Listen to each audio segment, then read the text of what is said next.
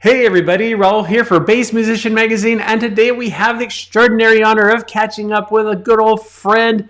We've been in touch for the longest time, Joseph Patrick Moore. Key things I want to tell you about Joseph: he's a bassist, he's a composer, he's an arranger, he's a producer, he's an author, he's an educator, he's an artistic director, and he plays bass for Cirque du Soleil. Mystère, yay! Hey, well, thank you for that introduction, man. I appreciate it. My pleasure, Great to be Joseph. here with you today. My pleasure, my pleasure. So there's so much that we want to talk about, but as always, we like to go to the past. How did you get started in music and particularly on bass? Well, I'm basically a product of music education. Like I started, and when I was, fourth grade, I started playing saxophone in the band. Mm-hmm. And then I continued through, did all those competitions, the state stuff. And when I got into high school, I switched to drums in the marching band.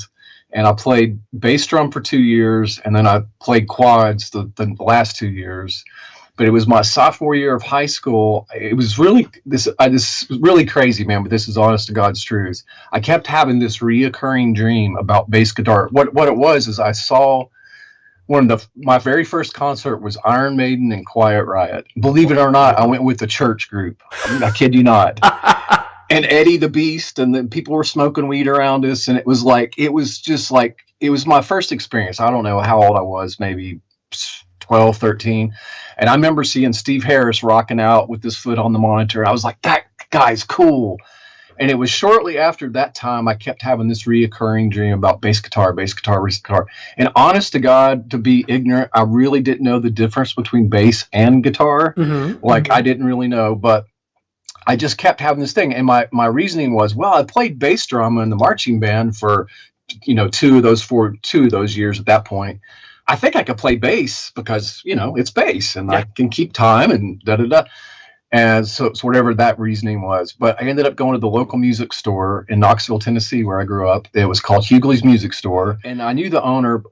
In hindsight, I really made a really bad error. But I guess at the end, it all worked out in advance. But I had, for people that know saxophones, I had a Selmer Mark VI. Oh, no. And those are worth a lot of money now. They were worth a lot of money then. Oh, no. But I traded in the Selmer Mark VI, and I got a Fender bass, and I got this huge Fender bass amp, the head, the thing that you'd have to have a truck to carry around. Mm-hmm. And then there you go. And then I just continued on the path with bass from that point on.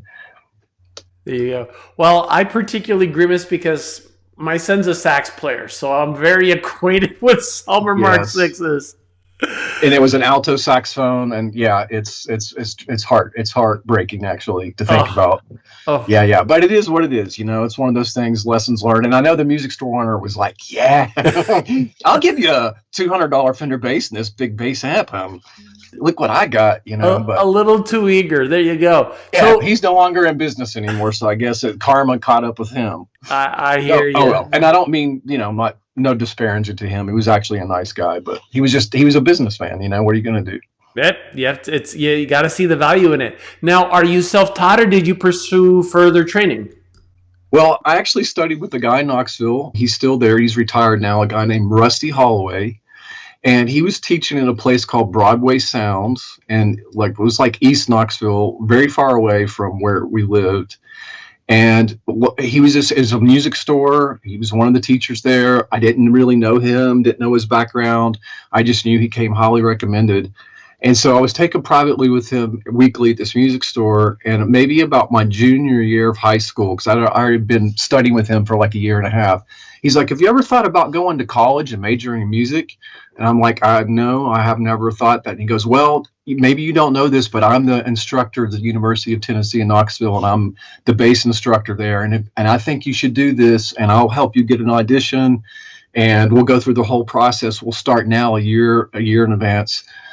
So I continued to work with him. I ended up auditioning for the University of Tennessee, the music program, and I got a full scholarship. Well, he got me on double bass. So I started on electric bass, of course, and then I went to double bass. So I was doing both. I was taking both. But I got a full scholarship. I was a classical major and a jazz major. I was a double major, and I had to do orchestra, then I had to do jazz band, a Latin band, and all these different things.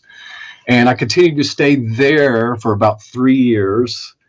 And then, not to get deep in the rabbit hole, but I ended up deciding to, the teachers were amazing. The program was amazing, but I grew up in this town, Knoxville. It's a great town, great place to grow up, but I really wanted to experience life, and I wanted to just get away. Because what would happen would be like 2 a.m. I'd go to the grocery store, and there, lo and behold, there'd be someone from my high school there.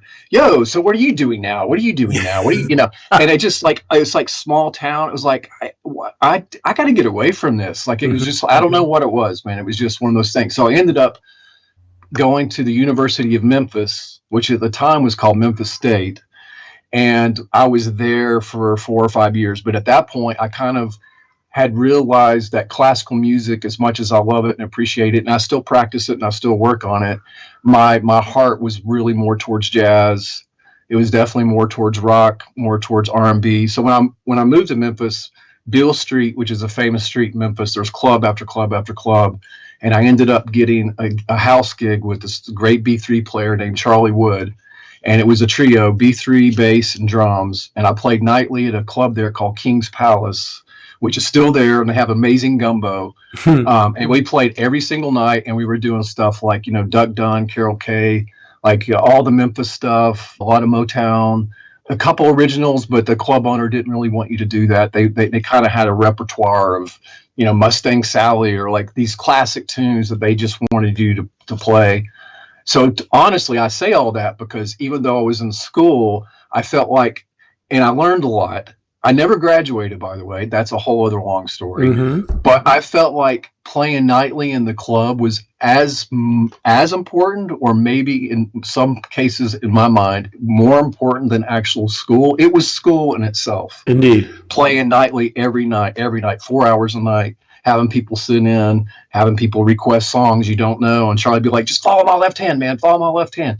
Stuff like that, ear training, like all these things that, of course, you can get in school, but when you're standing in front of an audience and they're just sitting with their arms folded watching, you got to do something. Yeah. You got to make music, you got to make music, and you got to just turn it on. And so anyway, so that was kind of my whole educational experience. Nice. Well, yeah. And one of the things about, especially music education, and I'll say, as many bass players as I've talked to, nobody's had the same journey. Everybody, it's a unique situation for each one. And there have been quite a few that when they were in school and they found themselves performing a lot, and they said, well, why should I stay in school? Because if I'm going to go to school to be able to perform, but I'm already performing, where is the value in staying in school here? And so, if nothing else, I do hear a fair amount of the networking that happens because somebody had met somebody else there, and they go, well, I know that this dude is a great horn player, so if I need one, I can call him, and then he gets a gig with somebody, and then he calls me because he remembers me from school, and blah, blah, blah, blah. I mean, it is all part of the thing there. Now, I remember. That's exactly, not to interrupt, but that's exactly what happened to me when I was playing every night. Because I was a music major, a performance major, and I'm like, why am I paying all this money going to school, even though I'm just a few more hours away from getting my bachelor's degree, when I'm actually doing it every single night, and I'm making a living doing it? That was my mind thinking at that time. Absolutely. And so, going a little fast forward from that moment, I remember hearing some of your stuff because you had gone to Atlanta at one point.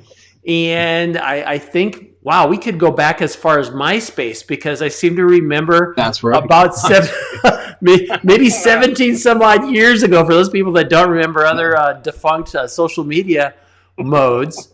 And so you've been involved with Blue Canoe Records and stuff. Correct. Tell us a little bit about your role there. Okay, so I must have been around like 96, 97. I was in Memphis from 91 to 97, so like sort of 6.5 years. And then it was right after the Olympics in Atlanta. A friend of mine had a drummer, Phil Smith, who now teaches in a Texas university. he moved to Atlanta, and he's like, man, the Olympics are here. There's work everywhere. There's gigs happening. You got to come here. You got to come here. And he's a dear friend. I took his advice, and I moved to Atlanta, and I ended up living there 20 years. Wow. And during that time, I obviously did a lot of local gigs. I got hooked into with a lot of producers, did a lot of recording. At that time, I had met this guy named Colonel Bruce Hampton. I ended up touring with Colonel Bruce Hampton. The band was called Colonel Bruce Hampton and the Fiji Mariners. I toured with him for 4 years. And prior to that, Colonel had a band with O'Teal and Jimmy Herring and Jeff Sipe on drums called the Aquarium Rescue Unit, which at that time, prior to the Fiji Mariners, was a really very popular kind of cult underground big band, even though Rolling Stone named their album like one of the best, top whatever, one of those years in the 90s. So yeah, just lots of experiences. I could tell you a lot of different things, but ultimately during this time too, I was putting out my own music, and I was writing a lot, dabbling in recording gear, and I ended up putting out some solo projects.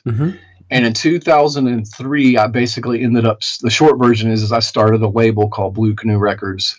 And so Blue Canoe is actually my record label, and I've had it now for 22 years, but it was a direct result, ironically, from Peter Erskine, because the great jazz drummer Peter Erskine, who played with Weather Report. Because I remember I had this CD, and I was like, I'm gonna shop this CD, and I probably had it really. I've since discontinued that CD. You will probably never find it, because I've grown a lot since then, and I probably had no business putting it out to begin with, because it's really not that good in my opinion now, looking back on it. But I got this record label book, and I started just sending out letters and CDs and da-da-da. And of course, I got a few rejection letters, and I got mostly no responses. But Peter Erskine took the time and actually wrote a letter and said, the time is now, and you can do this, and you should think about, and this was it was right before the MP3 player launched from Apple, before the iTunes store. It was like right before there. So I was like, you know what? I've struck out everywhere else. Screw it. Why not? I want to put this out, and so I'm going to find a way to do it. And I've got Peter's blessing, and he's given me all the encouragement I need. And so that's what I did. And then, lo and behold, 22 years later now, Blue Canoe Records has kind of become a monster. It's spun into this whole monster into itself. We have probably, I should know this answer, but it's hard to keep up. 70-something artists, well over 100 releases. Jimmy Haslip's part of the label. He's highly involved. We have a new album coming up from Dave Pope, and John Patitucci's playing bass, and Mike Pope is playing piano. Ironically enough, great, amazing bass player, but playing piano. I've heard him play. It's insane, dude. It is. He's one of those guys that creates music gear, but is an incredible player. He's a musician's musician, and he's a great artist, I should say. And Indeed. Then we have another album coming out from my friend D. Mark Owen, who was a Cirque keyboard player at Ka, and he has a band called Cryptic Cadet, and that's Tim LaFay's playing bass on that. So there's kind of the roster has gone from me being a no name, not to belabor the point, but I would have friends come to me and go, hey man, I know you put out your album. I don't understand copyrights, or I don't understand publishing. Can you help me with this? Hey, would you want to put it on your label? Sure, I'll help you. And so I had friends of mine that were really good musicians that are still on Blue Canoe, but it started from just kind of my network, my circle. And then one thing led to another, and I met Jimmy Haslip, and then he started introducing the level of the whole experience of Blue Canoe has just continued to blossom and blossom and blossom and grow. But I had no intentions of ever, I want to be a record label mogul. Like that was never. And I'm not that, but I'm just saying I had no intentions of like, I want to start this label and be a cigar stomping, coat and tie kind of a guy, I had zero into. So where it's at now, Blue Canoe, just to summarize this whole thing, basically the label's active. We're going to continue to put things out, but we're not adding any new artists to the label. So basically anyone who's on the label right now, that's the team. And if they have new projects and they want to continue to work with us and vice versa, then we'll continue down that path. Nice. That's the long answer.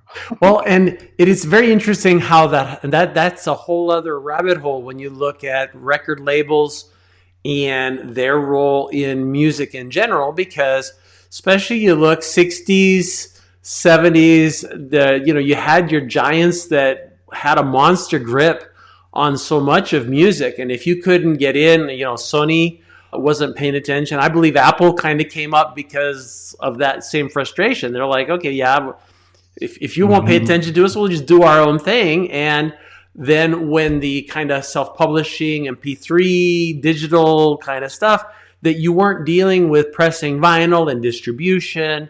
And I remember I played with the group, long story short, but we'd gone to one of the warehouses and they had boxes and boxes of 8-tracks.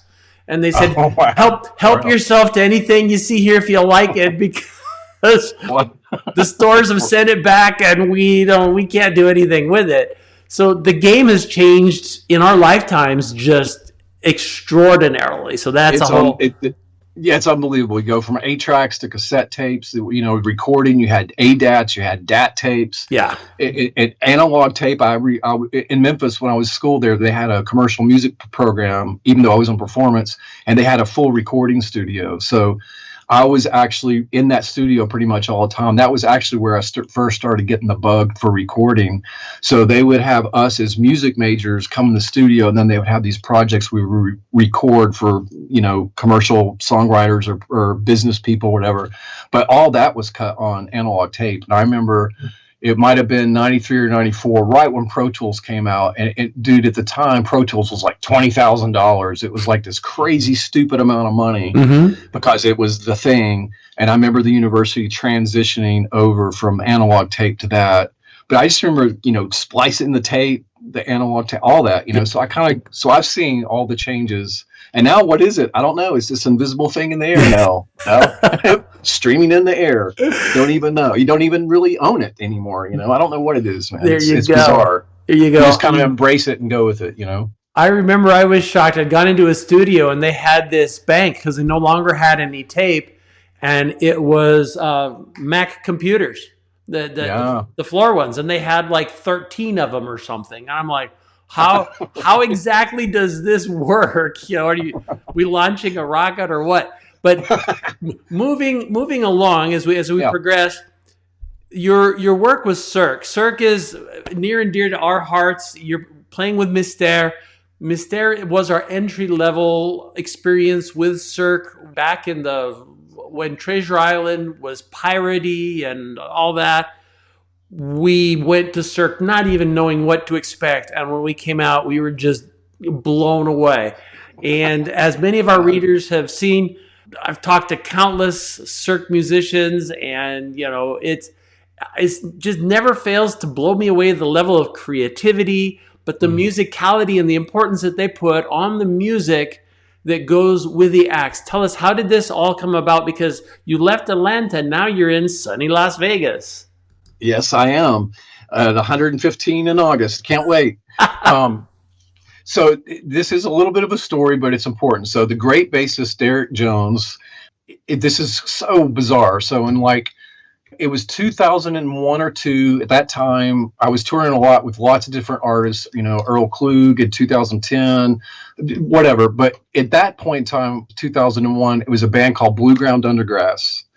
And it's no longer, but it was like a 8-piece hippie jam band, pedal steel with distortion and banjo. The Johnny and Jeff Mosier, great singers, very Appalachia. They had kind of had the whole thing, but we had a thing going. We had a tour bus, and we were all over the country. And we played this festival in Austin, Texas called the Old Settlers Festival. And it was us and a band called Nickel Creek, who Derek Jones was playing with. Todd, there was a bluegrass band, Todd, I can't think of his last name, famous bluegrass bass player, and then the Charlie Daniels band. Okay. So it was like this bill, and so we get there at like 12 o'clock. I don't know, the concert started at like 3 o'clock, and everybody's got a set or so. And Derek's over there in the corner outside in the field with this weird shaped bass, and lo and behold, I had one too. It's kind of like, I don't know if you can see back here in this corner, yes. It's an electric upright bass is what it is. But it was weird looking. The one I had was weird. The one he had was weird. And we were like, oh, dude. Yeah. And so we connected, never met this guy before, ended up going on his tour bus, and we just hung out all day, struck up a friendship, talked music, talked life. And that was it. Mm-hmm. And then Facebook comes along, and all of a sudden I'm scrolling through, and I remember seeing this guy with the mohawk and these weird glasses. I go, I know that guy. Wait a minute. That's the guy from the Old Settlers Fest. Friend request. And I sent him a little message. That was it. We just kind of kept in touch. So fast forward now to about 2017, I knew I wanted to leave Atlanta. I could have planted my flag there and continued to make music and do things, but I just wanted to experience more out of life, kind of. I don't know how to explain it. Always, even though I've toured all of America, basically, and a lot of different parts of the world, I grew up in the South, in the southern part of the United States, and I really wanted to come to the West Coast because I like it here. Yeah. And I had taken some trips here, and I really liked it. So, long story short, when I knew I was going to move here, I knew Derek, this old guy that I had met one time, lived here. And so I reached out to him and said, hey, man, I'm thinking about moving to Vegas. Is it okay if I reach out to you and talk? Yeah, man, because he's very approachable. And yes. Derek's like one of the most amazing bass players you'll hear, competent on double fretless electric. And so, yeah, man, you got to come here and he's tell me where to live, not to live, the scene, the this and that. And he's like, hey, and Derek's plays with Cirque du Soleil, a show here called Ka. And he's like, man, have you ever thought about auditioning for Cirque du Soleil? And I was like, nah, man, no, I don't think so. And it was no disrespect. It was just my heart. I don't know. I hadn't ever really seen a Cirque show. Excuse me. My heart really wasn't in it. I was like, no, I'm more of a independent thing. I don't want to. He's like, no, man, you should really do an audition. You should do an audition. So I get off the phone and I tell my wife, I just had this great conversation with Derek, and he said you should put in an audition for Cirque du Soleil. She's like, you got to do it. You got to do it. What are we going to do when we get there? And she starts panicking, doing the wife thing. I'm like, I've always been taken care of. It'll all work out. We'll figure it out. I'm not worried. We've got some money saved. I'll hit the ground, jam sessions, whatever, meet people. Now you got to do that audition. You got to do it. So honest to God, and we kind of joke about this now, but just to appease her, I did this basic generic audition, a video audition, submitted it. I got a reply back saying, congratulations, you're in the system. Great. Da, da, da, da. And we moved here. And honest to God, that was like a year. That was 2016. We moved here in March of 2017. And at that point, I almost kind of forgot about it, honestly. I was just so getting enamored with the scene here. And then out of nowhere, in August of 2017, I get a call from Montreal saying, there's been an opening at Ka, which I knew Derek played at, and they need an on-call artist or a sub bass player to sub for him, and we think you'd be a perfect fit. And so I ended up auditioning for that. There was me and 3 other bass players. I ended up getting that gig. So for 2017, 18, 19, and the beginning of 20, I was an on-call artist subbing for Derek Jones, basically. I was scheduled to play a couple times a month. And then he took a vacation one time. One time he had the flu. I did like a week straight, whatever. But that's a whole long story in itself, because that particular show, the Cirque du Soleil Ka, Derek actually wrote the bass parts with the composer. Indeed. And these bass parts aren't just your meat and potatoes bass, and that would be enough. But Derek had to make it as hard as possible. Let's Billy Sheehan it. Let's do all this stuff. Let me get this crazy pedal board. I'm going to get the upright. I'm going to do this crazy bow thing with distortion. And it's amazing piece of body of work that he created for that show with the composer. But I had to learn all that. Yes. And not only that, I had to stay on top of it. So if I was like playing 1 week and then 3 weeks went by before I played another one, I literally was spent 3 or 4 days before going in just to hammer out every day, to stay on top of it. It was that challenging. But anyway, so it was year-to-year contracts, and I was very grateful. I did Ka. Then COVID happened. And the first thing they did was let all the on-call artists go. And I was like, well, that's it for Cirque du Soleil. That'll be the end of my career with Cirque du Soleil. And then fast forward to 2021, once again, Derek Jones, hey, man, has anyone from Mystère reached out to you? And I'm like, no, why? Hold, please. And he reaches out to the folks there, and he's like, dude, you got to give this guy a shot. You got to give this.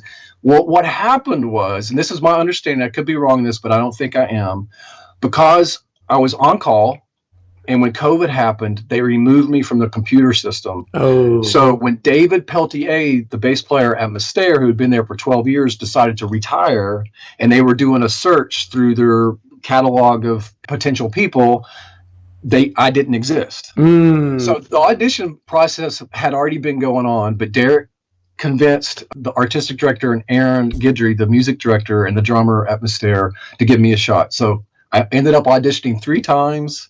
It was a long process, and then ultimately I got the gig.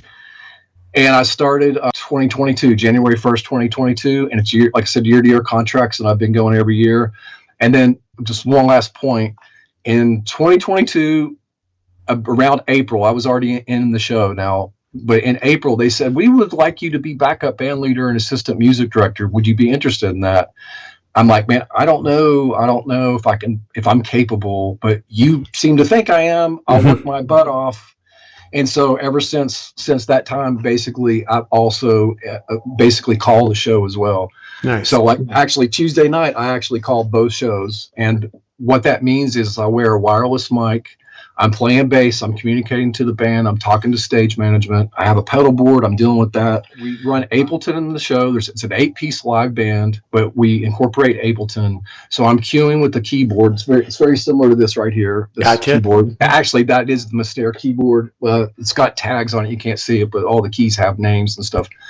So I'm cueing on that, but I also have a floor pedal that I hit to move the scenes in Ableton. So it's this whole long thing, dude, but it's been basically an adventure. And all I could say is, to summarize and wrap all this up, none of this would have happened if it wasn't for like 2001 of this chance encounter of meeting this freaky Mohawk, green dyed hair, Derek Jones guy. And it's just it was like, it was kind of meant to be. I don't know how to explain it, man. It was just like this thing, but it's just amazing. Like, and it's taught me a valuable lesson that when you meet people, you just never know. And I'm not saying for your own benefit, like, as a human person, you just got to be nice to everybody, but you just never know, what these encounters. It's like connect the dots. If all of us went back through our life and did connect the dots, we can clearly see a path and integration. It's like a spider web of how this person introduced this, who then introduced to your future wife and to this. It's like, it's crazy, But the long and short of it, I'm at Mystère. That's what I'm doing now. Last year, I played 476 shows, and I'm on par to do the same thing again this year. Nice. Well, and for those of you that have also been paying attention, you'll recall I have been in touch with Derek. We go back to MySpace as well. And we had the great opportunity to actually record in the pit with them. So we've got a segment of that. And so we were plugged into where the show was being called.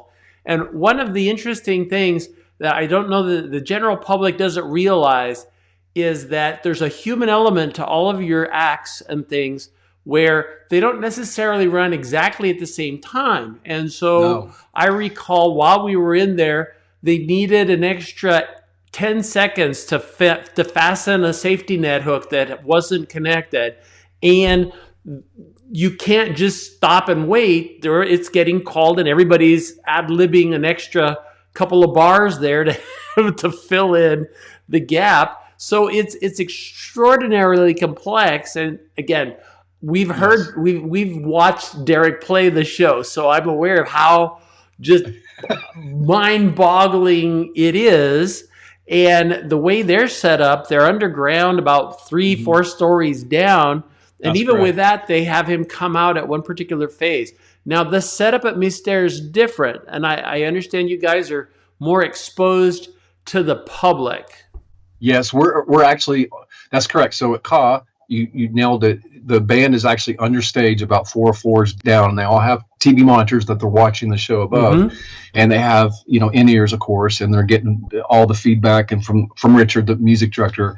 And the only thing to me that's unfortunate about that situation is, as a general public, if you go to see Ka, which is an awesome, cool show, you don't even realize that there's a band. Yeah. But I mean, like the first time Derek invited me, the first time I saw it, I was like, where's Derek? Like, where's the band? I'm hearing the music, but like, and that's the unfortunate part about that. But in Mystère, because all the Cirque shows are different, they design them different. That's their kind of their whole operating modus operandi. Thank you. That's what I was trying to say. So they're all different.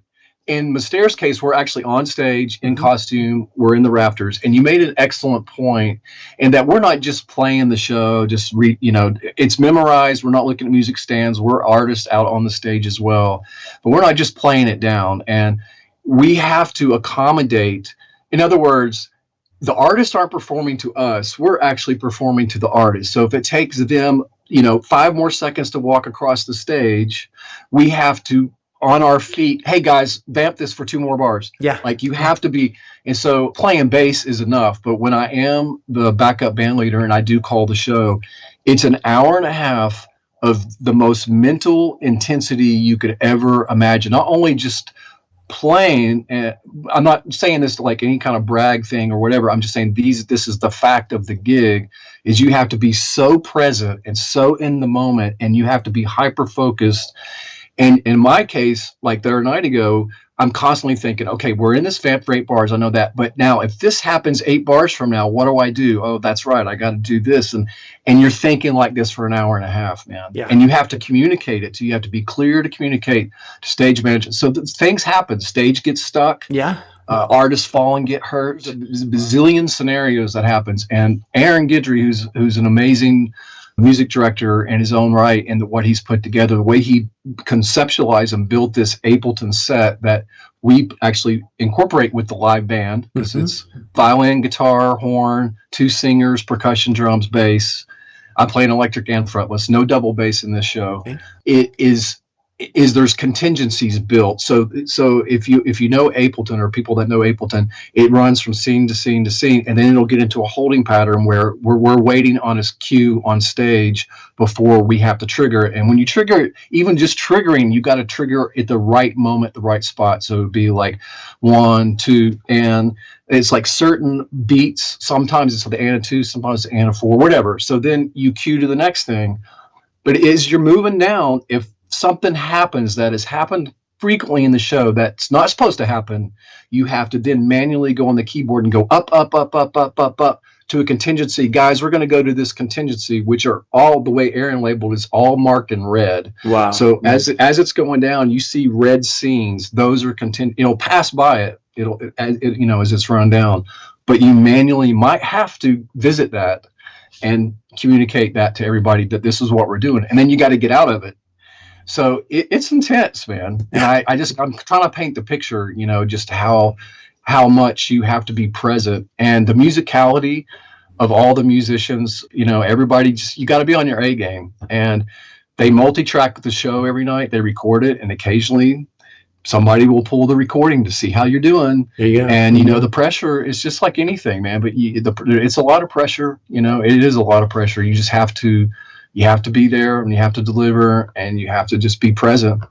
But at the end of the day, what I would say at the end of that is, when you play 476 shows, things, and I'm 55 now, so things start to happen to your body.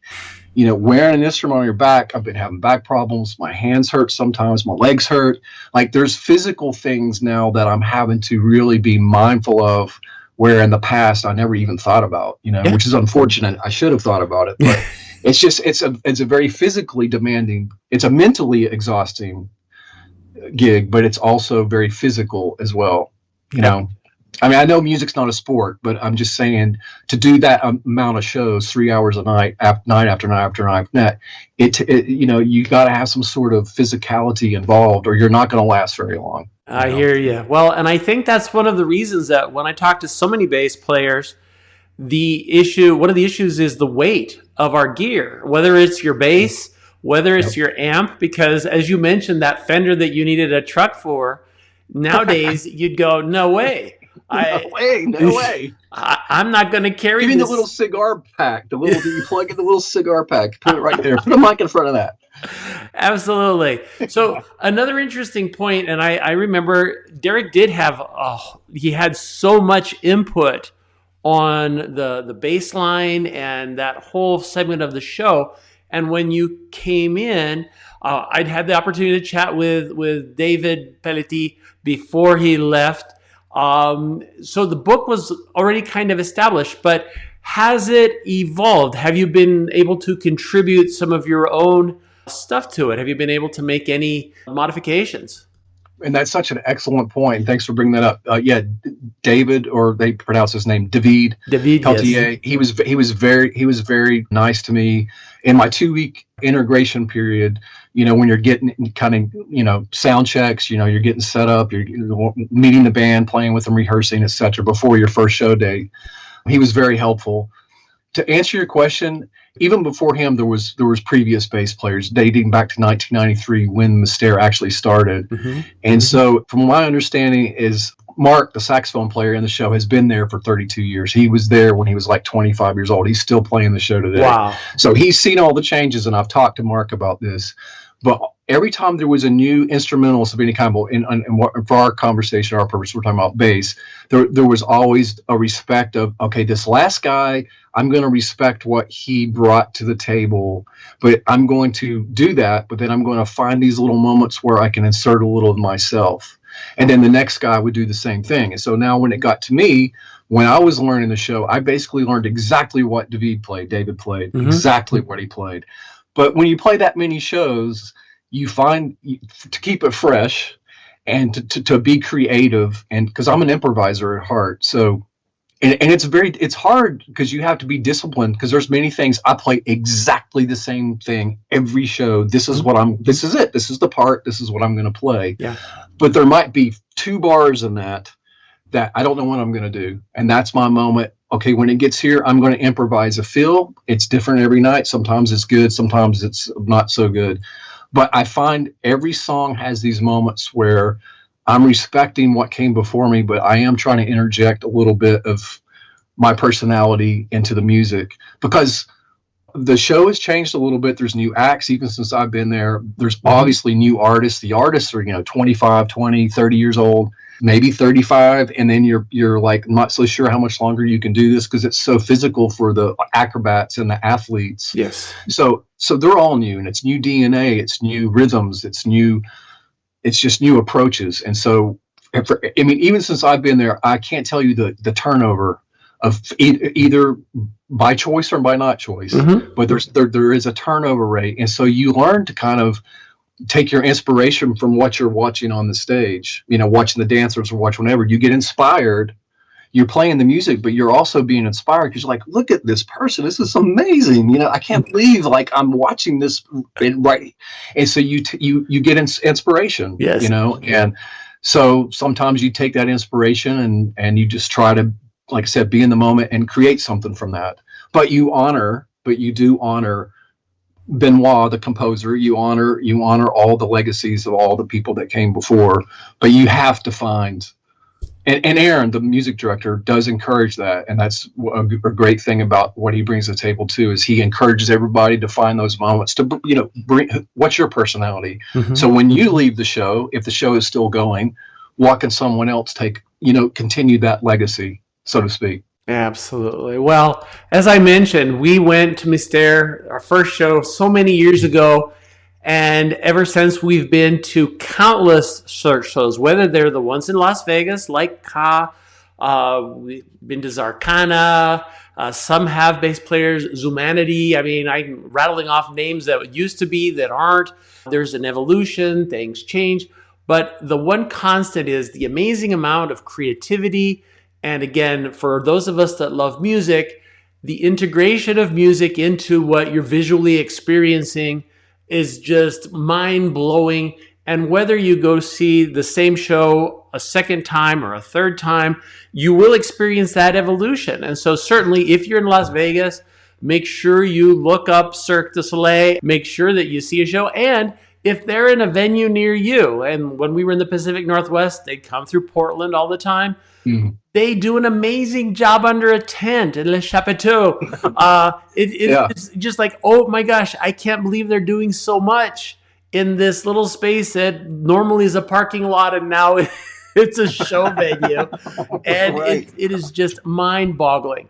Now, I don't want to just blown away with Cirque, but I don't want to forget to mention your role as an educator as well, because that's an important thing. And I know folks have been paying attention, have seen that you have an educational program that you've been promoting and talking about. Tell us a little bit about that. So, yeah, on the side, because in the midst of the Cirque thing, I have a studio here, as you can see in my house. I'm still recording, writing. I'm doing mixes for people. I'm doing all kinds of. I'm wearing a lot of hats. Yeah. And I want it that way, and it keeps me fresh on a lot of levels. But over the years, dating back to the 90s, in between touring, recording, playing, whatever, I was teaching at music stores. I was going to people's houses, giving lessons. So I had this one-on-one experience with many bass players, hundreds, if not thousands, over the years. And so, ironically enough, during COVID, as we all were trying to, figure out what we were doing, what happened was in the mid 2000s, I was teaching at this great friend, Larry Blewett, drummer. He transformed this house into this music studio, and it was just a teaching studio. And so every room in this house was like, that's the bass room, that's the drum room. It was amazing. It was just like his dream. And I was teaching probably, I think at that time I had maybe 20 students. I taught 2 days a week or something. And I went to him and I said, man, I really love you and I love this opportunity. But if I have to teach little Johnny the C major scale again for the third month in a row and he forgot his books again, I think you're going to hear about me on CNN News because I'm going to strangle him with my bass string or I'm going to poke his eyeballs out. I said, Ben, I love education. This is where I came from, as we talked about earlier. I'm a proponent 100%, but dude, I'm burned out. I can't do this anymore. So I quit teaching, and then we get into COVID, and then I have people reach out, hey man, are you interested in giving a Zoom lesson? And I'm like, well, I need the money, and I hadn't done it in a while. Maybe it'd be good. It'd be fun. So I kind of got a few students going through that. I wasn't really looking for it. And then at the end of that, I started thinking about it. It was like, as much as I respect music education, and like I said, that's where my heart came from, I really don't want to teach anymore. I just don't. I don't have that passion. I want to record. I want to do other things. And you can't, at some point, you have to pick your battles. So I was like, what I want to do is I want to create a video series to document my teaching philosophy and to document all the lessons that I taught all these hundreds of kids over the years. So what I had devised, it's basslessons.tv. It's just a website, but there's a level 1, level 2, level 3, beginner, intermediate, advanced. And what's ironic about this is I did this in August and September of 2021. I did the beginner series. It's like 25 videos. I did the intermediate, another 25 or so videos. And I was just about to start the advanced one when Derek said, hey, has anyone from Mystère reached out to you? And then when I got the audition, I was like, shutting down bass lessons right now, and I just went to Cirque World 100%. Mm-hmm. And once I got the gig and got the backup band leader and things started rolling, I was like, I never did release those video lessons, and it would be a shame if I didn't, because I worked so hard at doing that. But I got to do this advanced part. When am I ever going to have time to? I really don't want to do it, but when am I going to have time to do it? So back in January, we had a 2-week dark.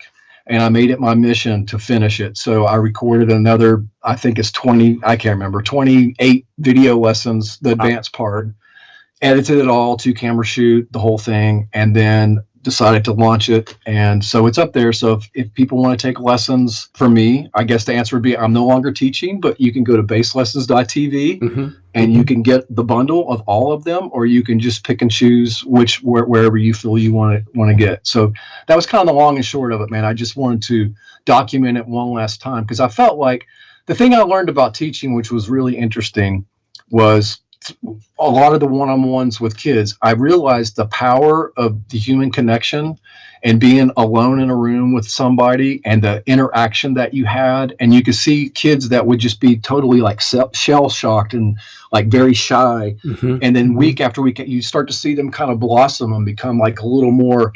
And then you had kids sometimes that would be coming from divorced parents, or there would be a bad family situation. And then sometimes it would be like, okay, we're reaching a point now, it's not about music anymore. And I'd put my bass down and say, put your bass down. Did you see any movies this week? Like, what's going on in your life? How's school? Because I could tell that they were like something back, so there was this human thing. So anyway, there was all those experiences. And I was like, I really want to take all that my experiences and just put into this content. And so that's what I did. Nice. So, well, and again, usually at this point, I'm asking people what their plans for the future are, but you've got so many balls in the air. You should have a Cirque act of your own between the education and the label and Mystère. So Yeah. if people want to know what you're up to, of course, you mentioned bassedlessons.tv and your website, josephpatrickmoore.com, another good place. Yes, that's primarily the source. And you can get to the Bass Lessons TV from my site as well. So perfect. And of course, Cirque. Joseph, we appreciate you taking time to share so much of your journey. It is always so inspirational. And again, each one is so unique. And I'm sure that when I hear some of these things, I can relate to whether it's your Selmer horn or what.